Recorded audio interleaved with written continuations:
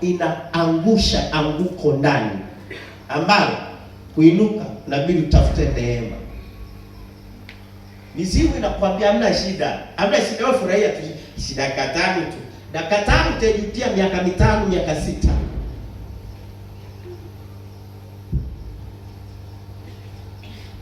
Mungu anachukia dhambi kuliko unafikiri. Mungu anachukia kutokutii kuliko unafikiri. Hakuna kitu Mungu anamchukia mtu, Mungu anachukia mtu asisikia. Mimi nakwambia kweli. Mimi mtumishi wa Mungu na kufundisha hiyo kweli. Mungu ninayemjua anamchukia tena anamchukia mtu asiyesikia.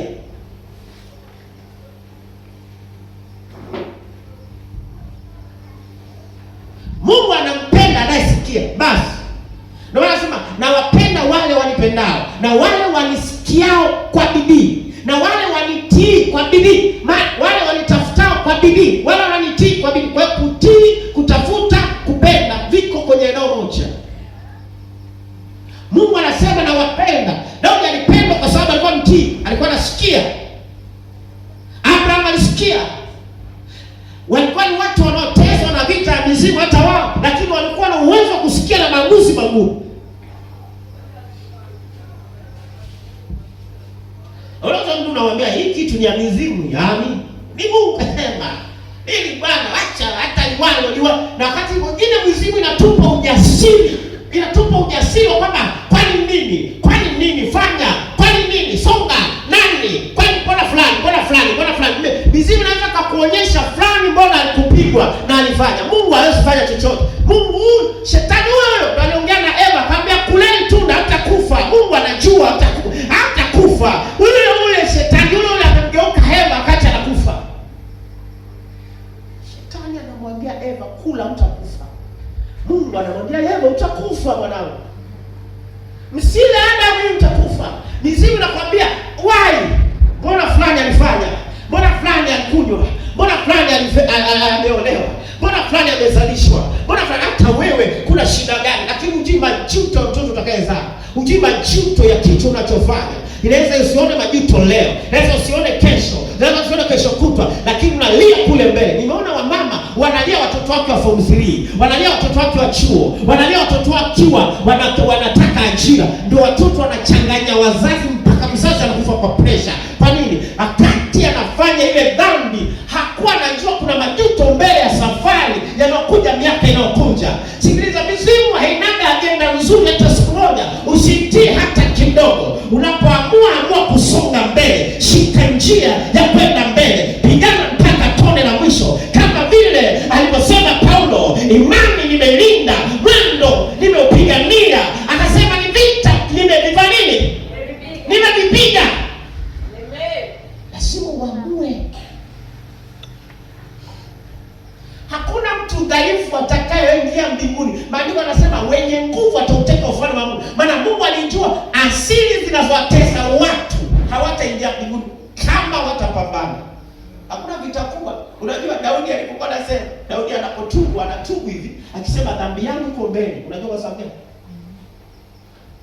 Hakuna kitu kinawasha kwenye moyo kama dhambi. Hakuna kitu kinakusukuma na chenye nguvu kama dhambi. Dhambi ya mizimu. Na mlango wake ukiufungulia, ushafungua mlango, kuufunga ni issue. Unaweza usiufunge milele, mpaka unaenda kaburi. Jana nitoa mfano, baba mmoja ni mwathirika kabisa. Anakufa na tema mate ya njano hapo, anakoa na baba anataka binti kuzina mlipe. Can you imagine? Ukimwi umemaliza lakini anataka kuzini. Yuko kitandani kabaki kichwa. Na kaja kibiti huko kwa sababu ya hela, analala yule baba anayetema makozi ya njano. Unajua binti mmoja alikuja ni mzimu. Na baba huyo mzimu.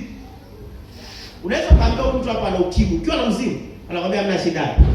Tamaa mizimu kushika hapo, unasema ukimwi kwani hata malaria watu sio wanakufa jamani. Ukishamaliza kufanya wanaume, ukishamaliza pia hivi ulikuwa na ukimwi, ni kwa hiyo nakufa ndio unakumbuka mizimu. Sasa hivi hapa wanaume, ukishamaliza pia Tunasema hivi nimemsaliti Yesu kwake. No. Dada. Hayo ndio mizimu inaimba. Unajua tunapambiwa mizimu. Na kila kitu ufanyacho kina adhabu yake hata kama utatubu. Nitakwambia kitu. Mimi unajua mimi mtumishi wa Mungu. Mtumishi wa Mungu hapa. Umesikia? Usishindane na watumishi wa Mungu hata siku moja. Na kufundisha pambana na mizimu. Wako watumishi wanatezwa na mizimu. Mizimu haiogopi upako. Mizimu haiogopi unaona unarukaruka juu. Mizimu haiogopi unanena kwa lugha mpya. Mizimu haiogopi waimbaji wanaimba mpaka upako unashika.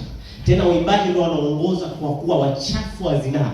Tena wapigaji wa namna yote wanaongoza wahubiri, kwa sababu mizimu haiogopi mahubiri. Mizimu haiogopi maombi. Mizimu nimesema inamuogopa mtu mwenye misimamo migumu, si mwenye kila saa dhambi, kila saa anaendekeza dhambi.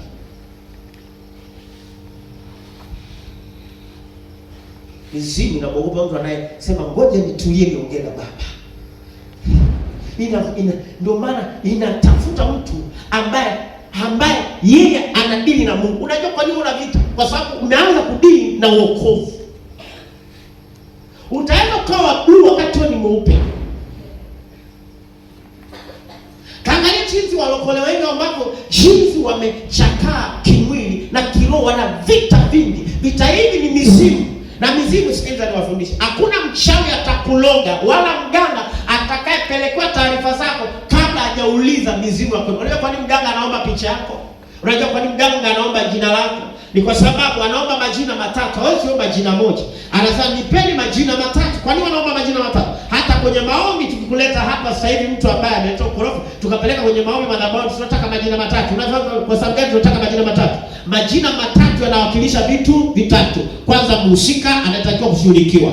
2, anawakilisha ukoo wake. 3, mama yake na baba yake ni nani. Kwa nini? Kwa sababu tukisha juu peleka hivyo vitu kwa mganga, direct mganga anaita mizimu kupitia yale majina. Yaani mizimu ya ukoo kwa shalo inaitika. Ikiitika tutafutieni fulani, baba fulani namjua, ndio unasikia kabisa mganga sema fulani, okay, na analetea taarifa zote za maisha yako. Asema huyu dada yuko mahali fulani, huyu dada ameokoka, na huyu dada si mchezo kuingiliwa. Yaani kuna saa nyingine mimi nitakupa ushuhuda kwangu mimi. Naweza ukakata hapo kidogo. Kuna watu ambao wameokoka na wanatoa sadaka kwa mizimu. Nitakufundisha namna sadaka za mizimu tunavyozitoa. Tena wengine ni watumishi kama mimi, tunatoa sadaka za mizimu. Tunatoaje sadaka za mizimu? Kutoa sadaka tunatoa vipi? Moja, ikiwa unalishwa kwenye ndoto, tafsiri yake wewe unaunganishwa na sadaka za mizimu. Ikiwa unaitii mizimu inachokwambia, tafsiri yake umetoa sadaka kwa mizimu.